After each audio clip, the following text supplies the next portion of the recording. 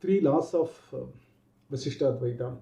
The law of destiny, cause and effect, based on the past thoughts, desires, and actions, we are born again. The second law is the law of karma. Sanchita karma accumulated, a part of it is taken, prarabdha karma, according to that, this birth, and the karma which you are going to get during this birth. Accordingly, our future births are decided. 84 lakhs species are in this world, and the jiva can take any of those species form based on the karma. The last one is the law of reincarnation. Very strongly we need to believe in this because we see good people suffering in this world. Bad people still enjoys. That means there is a continuity. There is something called the karma of the previous birth which has started yielding results during this birth because it has taken a new form. So the three laws, natural laws which governs our life, strongly believes in Vishishtadwaita. How it's going to help the society? Very peaceful and blissful life once if you understand the nature of the jiva, the essence of this Atman.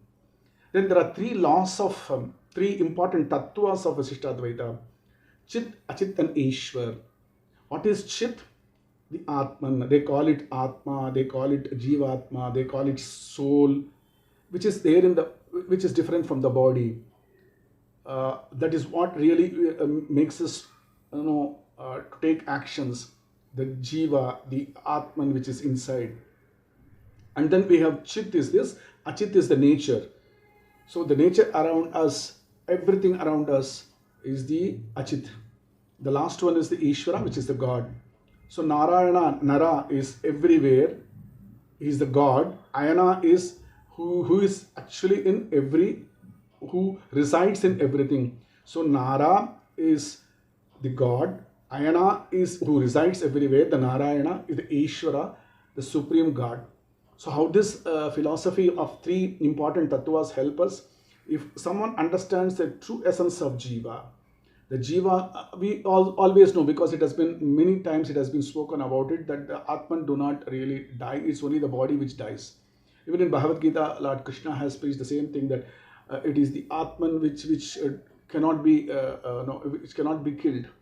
So this Atman, Jivatma, once if you understand the essence, the nature of the true sense of the Jivatma, we try to understand the Paramatma and we want to get liberated from the cycle of birth and deaths so that there is no suffering. Once if that liberation is called Nirvana in Buddhism, it's called as going to Paramapada, Sri Vaikunta, where what happens when we go there, we become like Supreme Godhead. We don't become God, but we become in the same world of the Supreme God, which is called as Salokya, having the same appearance to Him, that's called as Swarupa, and we are very close to the God, which is called Samiba.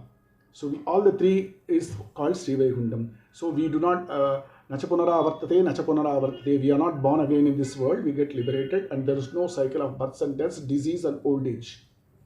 This is liberation. So in order to achieve, how it's going to help the society, once if everybody starts understanding this, the world will be peaceful.